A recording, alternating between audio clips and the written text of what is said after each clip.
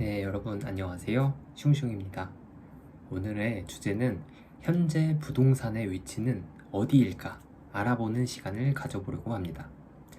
요즘 부동산의 실거래가 기존 최고가 대비 하락하고 있는 것은 사실이죠.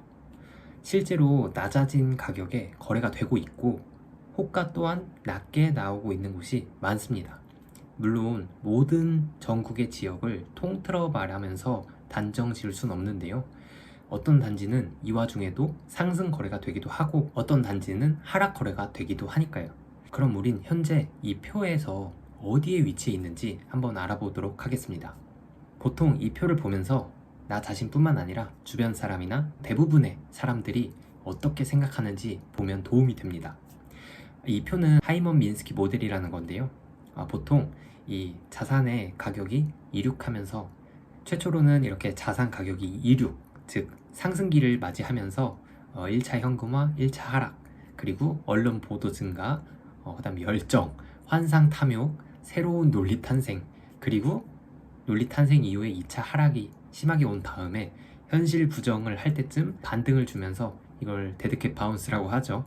현실 부정 단계에서 공포, 투매, 좌절까지 급속도로 굉장한 하락으로 이어집니다.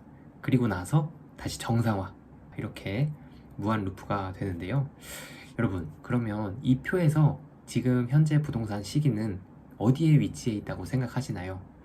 아무래도 하락은 분명히 하락인데 지금 과연 이게 2차 하락인지 아니면 공포, 투매, 좌절까지 온 하락인지 여러분의 생각을 댓글로 남겨주시면 감사하겠습니다. 현재 서울 및 수도권의 거래량은 아주 처참합니다. 지금 실거래가를 보면 정말로 부동산 거래가 필요한 사람들만 움직이고 있습니다. 아마도 이런 형태의 거래가 대부분이지 않을까 싶습니다. 이 거래들이 간간히 하락 거래를 찍히게 하고 하락장인가 생각하게 만들고 있다고 생각합니다. 일단 첫 번째로는 다주택자 매물 거래인데요. 일단 다주택자분들의 경우 집을 여러 채 가지고 있어서 이전 정부에서 양도세를 징벌적 과세를 매겨 팔고 싶어도 팔 수 없던 분들이 이번에 중과 유예를 해주면서 매물이 나오는 것이 있습니다. 이러한 다주택자분들은 적어도 2020년 상승 이전에 사셨을 확률이 매우 높죠. 그렇기 때문에 직전 최고점 대비 싸거나 호가보다 더 싸게 내놓더라도 이익을 남길 확률이 높다는 이야기죠. 예를 들어보면 5억에 샀던 매물이 이전 최고점이 10억까지 도달했다고 하면 이분은 거래가 가능한 8에서 9억, 즉 초급매 매물로 내놓더라도 3에서 4억의 차익을 본다는 이야기죠. 다만 보통 이런 매물들은 초상급지가 아닌 다주택자분들이 보유하신 중급지나 하급지 매물들을 먼저 정리하는 것으로 보여집니다. 이렇게 되면 1주택자분들이 상급지로 이동하면서 이 물량을 소화하거나 혹은 무주택자분들이 관망을 하시고 계시다가 초급매를 잡으면서 이 물량을 소화하겠죠. 자, 두 번째 형태는 1주택자 상급지 이동을 위한 거래입니다. 1주택자 상급지 이동을 위한 매물도 마찬가지입니다. 예를 들어서 A라는 동네가 현재 살고 있는 B라는 동네보다 상급지라고 가정했을 때 현재는 최상급지가 아닌 이상 A도 B도 모두 직전 최고가 대비 하락한 거래가 나오고 있는 것이 현재 상태이죠. 그래서 B라는 동네에 1주택을 팔아야 하는데 쉽게 팔리지가 않죠. 매수 심리가 최악이고 이 매물을 사줄 사람이 많지 않기 때문입니다. 또 다른 C 동네에 살고 있는 1주택자가 B 동네의 주택으로 이사를 오거나 무주택자분들이 내 집 마련을 하거나 해야 거래가 이루어지겠죠. 하지만 현재 시장 분위기에서 싸지 않다면 거래가 이루어지지 않고 있기 때문에 B 동네 주택을 시세보다 더 싸게 거래가 가능한 가격으로 내놓고 팔고 A라는 동네에 3급지 주택으로 이전하려고 하죠. A라는 동네에도 급매물이 있기 때문입니다.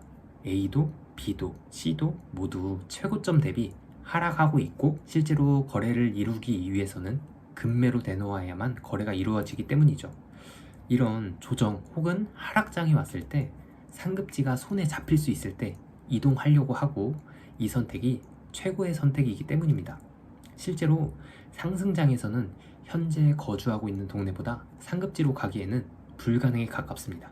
그렇기 때문에 상승장 때보다 하락장대 이렇게 상급지로 이동하는 것이 아주 올바른 방법이라고 볼 수 있을 것 같습니다. 마지막으로 세 번째는 무주택자 내 집 마련 거래인데요. 무주택자분들 또한 저축을 열심히 하셔서 가진 자산과 대출을 일으켜서 실거주가 가능한 집이 원하는 가격 정도에 이렇게 손에 잡힐 정도의 가격이 내려온 경우라면 실제로 거래가 이루어지고 있습니다. 정말 집이 필요한 신혼부부나 아이가 있는 가정 등 또는 나만의 원칙을 세워두고 예를 들어 5억짜리 집이 4억에 오면 난 꼭 매수를 하겠어, 이렇게 원칙을 세워두고 매수하시는 분들도 있을 겁니다.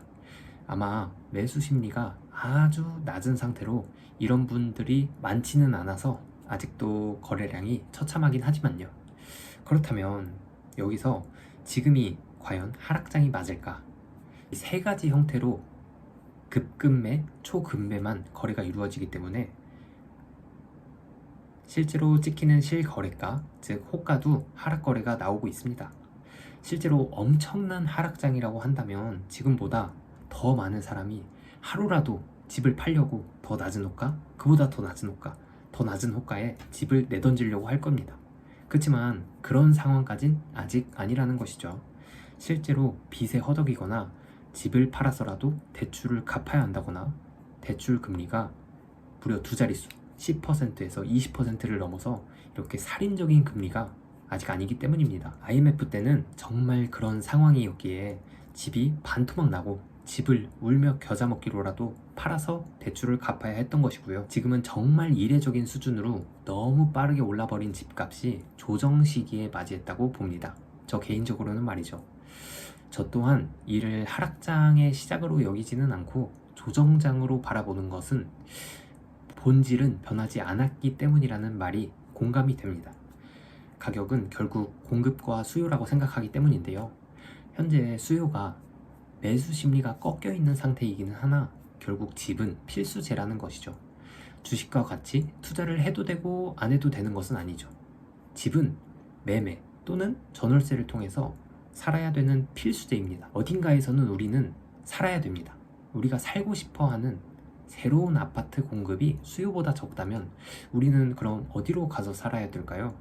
가격은 또 어떻게 움직일까요? 이것에 대해서는 영상 길이가 길어져서 다음 영상에서 다루도록 하겠습니다. 오늘 영상은 여기까지고요. 부동산에 관심을 가지고 있는 여러분들에게 조금이나마 도움이 됐으면 좋겠습니다. 오늘 영상이 좋으셨다면 좋아요와 구독 한 번씩 부탁드리고요. 다음 영상에서 이 내용 이어가면서 찾아뵙도록 하겠습니다. 안녕.